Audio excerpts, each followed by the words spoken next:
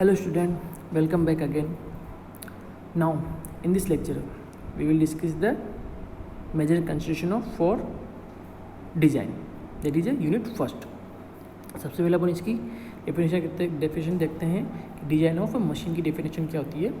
तो design may be define as a creative physical realisation of a theoretical concept. Means जो आप theoretical concept पढ़ते हैं books के अंदर उसको फिजिकली क्रिएट करना ही आपका डिजाइन ऑफ मशीन कहलाता है. ठीक है. It is also called as a design of a machine elements. इसको आप डिजाइन ऑफ मशीन एलिमेंट्स ही बोल सकते हैं. ये इसलिए क्योंकि किसी भी मशीन को डिजाइन करने से पहले आप उसके पार्ट्स बनाएंगे, उसके एलिमेंट्स बनाएंगे. पार्ट्स और एलिमेंट्स यानी स्क्रू, ड्राइवर हुआ, nut, bolt, welding, rotor, starter, yokes, जो इसके अंदर जो भी डिफरेंट तरीके के जो एलिमेंट्स होते हैं उन सभी का इस्तेमाल करके उन सबको असेंबल करके ही आपकी कंप्लीट एक मशीन बनती है. ठीक है.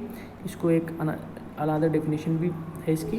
Machine design is a subject which deals with the plan, construction and analysis of a machine elements. यानी कि मशीन को डिजाइन करने से पहले आपको एक प्लान बनाना पड़ता है कि किस चीज़ के लिए, कहाँ पर इस्तेमाल करने के लिए आप उस मशीन को बना रहे हैं. फिर उसको कंस्ट्रक्शन देखते हैं, मटेरियल देखते हैं और उन सबको बनाने के बाद उसका अपन एनालिसिस करते हैं जो आपने उसके अंदर एलिमेंट्स बनाए हैं.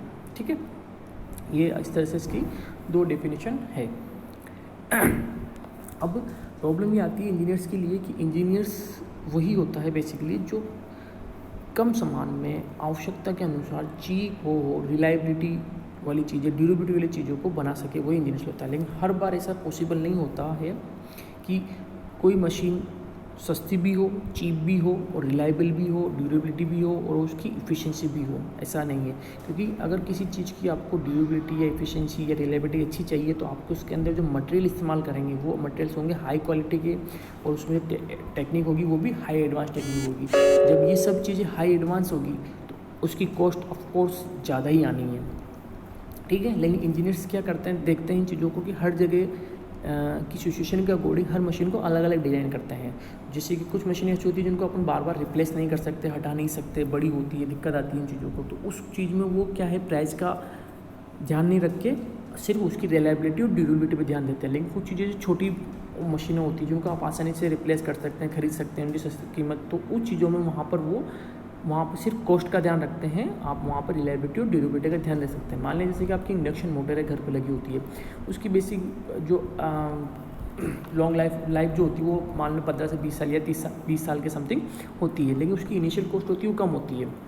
घर पर आपकी इंडक्शन मोटर होती है आपके 7-8 हज़ार में, 10 हज़ार में आ जाती है. तो उसकी कॉस्ट कम है और 10 से 20 साल चलती है. लेकिन आपने देखा हो ट्रांसफॉर्मर, सिंक्रोनस मशीन हुई, आपकी टरबाइन मान लो थर्मल पावर प्लांट्स में, वो काफ़ी बड़े होते हैं और काफ़ी महंगे होते हैं. तो जो इंजीनियर्स उसकी जब डिजाइनिंग करता है तो उसमें सिर्फ ध्यान रखता है कि उसकी रिलायबिलिटी और ड्यूरेबिलिटी के बारे में, उसकी इनिशियल कॉस्ट के बारे में वो ध्यान नहीं रखता. ठीक है. तो एक अच्छी मशीन को डिज़ाइन करने के लिए नेक्स्ट देखते हैं अपन the major construction to involve a good designs. ठीक है. एक अच्छी मशीन को डिज़ाइन करने के लिए जो मेजर कंस्ट्रक्शन को इन्वॉल्व करते हैं वो है कॉस्ट. जहाँ तक हो सकता है उसकी कॉस्ट सबसे पहले कॉस्ट निकाली जा सकती है या इनिशियल कॉस्ट सबसे कम करने की कोशिश की जाती है. फिर उसकी ड्यूरेबिलिटी, सहनशीलता कितनी है उस मशीन की. ठीक है. और कंप्लायंस विद, थर्ड इसका compliance with performance criteria as laid down in specification. जो उसके स्पेसिफिकेशन के अकॉर्डिंग वो परफॉर्म कर रही है नहीं कर रही मशीन. ठीक है. इन तीनों चीज़ों का ध्यान रख के एक अच्छी मशीन को डिजाइन किया जा सकता है. अब नेक्स्ट चलते हैं अपन. किसी भी मशीन के अंदर रोटेटिंग पार्ट्स को रोटेट करने के लिए आपको मैकेनिकल फोर्स की रिक्वायरमेंट होती है. वो मैकेनिकल फोर्स आपको दो तरीके से मिल सकता है. एक होता है इलेक्ट्रोस्टैटिक फील्ड द्वारा, दूसरा होता है आपका इलेक्ट्रोमैग्नेटिक फील्ड द्वारा. इस समय में इलेक्ट्रोमैग्नेटिक फील्ड से यानी इलेक्ट्रोमैग्नेटिक टाइप्स की मशीनें ज़्यादा वर्क कर रही है इलेक्ट्रोस्टैटिक के कंपेयर.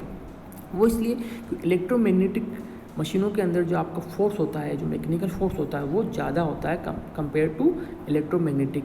इलेक्ट्रोमैग्नेटिक मशीन के अंदर एक स्मॉल करंट भी आपका सफिशेंट या एक मात्रा में आपके मैकेनिकल फोर्स को जनरेट करता है, जबकि इलेक्ट्रोस्टैटिक के अंदर ऐसा नहीं होता. ठीक है. इस वजह से इस समय इलेक्ट्रोमैग्नेटिक फील्ड्स का इस्तेमाल होता है. ऐसा नहीं बोल रहे कि इलेक्ट्रोस्टैटिक का कहीं इस्तेमाल नहीं हो रहा है, इलेक्ट्रोस्टैटिक का भी इस्तेमाल करते हैं अपन. ठीक है. और बेसिकली इनका इस्तेमाल अपन जैसे कि हाई वोल्टेज ट्रांसफार्मर हुए, सिंक्रोनस मशीन, इंडक्शन मशीन, इन सभी जो बड़ी चीज़ें होती है बेसिकली मशीन, इन चीज़ों में इलेक्ट्रोस्टैटिक का भी ध्यान रखते हैं, लेकिन वो एक सेकेंडरी ऑप्शन होता है। फर्स्ट अपन इलेक्ट्रोमैग्नेटिक फील्ड्स का ही ध्यान रखते हैं, ठीक है। अब जब इलेक्ट्रोमैग्नेटिक मशीन की बात हो रही है तो इलेक्ट्रोमैग्नेटिक मशीन की बात हो रही है तो इलेक्ट्रोमैग्नेटिक मशीन के अंदर क्या क्या पार्ट्स होते हैं, क्या क्या इक्विपमेंट्स होते हैं, वो होते हैं आपके, देखो तो electromagnetic rotating electrical machine consist of following parts. इसके अंदर 5 पार्ट्स होते हैं। एक तो मैग्नेटिक सर्किट होगा इसके अंदर, एक इलेक्ट्रिक सर्किट होता है, एक होता है डाई इलेक्ट्रिक सर्किट, एक होता है थर्मल सर्किट और एक होता है मैकेनिकल पार्ट्स। तो ये 5 सर्किट या पार्ट्स से मिलके आपका एक इलेक्ट्रोमैग्नेटिक मशीन तैयार होती है, ठीक है। इन पांचों ही चीज़ों को अपन वन बाई वन करके नेक्स्ट क्लास में डिस्कस करेंगे, ठीक है। तो आज के लिए इलेक्ट्रिक मशीन डिज़ाइन में आप लोगों ने डिज़ाइन ऑफ मशीन्स की डेफिनेशन को समझा है ओनली, ठीक है। और आपको अपनी अटेंडेंस को मार्क करना है गूगल क्लासरूम पे, वो भी क्लास की टाइमिंग पे, जो मैं आपको हर दिन आपको उसके लिए रिमाइंड भेज दूंगा। AMD का जो आपका ग्रुप बना है व्हाट्सएप पे, आपको उस दिन हर बार आपको उसमें टर्न इन करना है, अटेंडेंस मार्क करनी है, उसी मार्किंग अकॉर्डिंग हम आपके यहाँ पर अटेंडेंस लगाएंगे, ठीक है। Thank you.